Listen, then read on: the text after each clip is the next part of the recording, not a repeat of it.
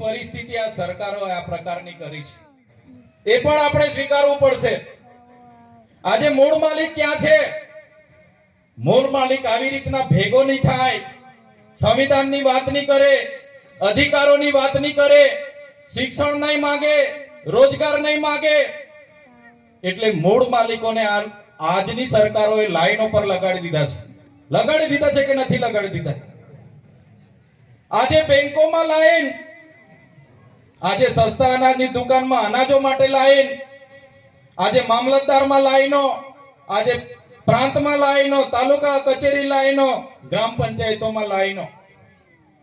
વિચાર કરો તમે, આજે મૂળ માલિકોની પરિસ્થિતિ શું છે?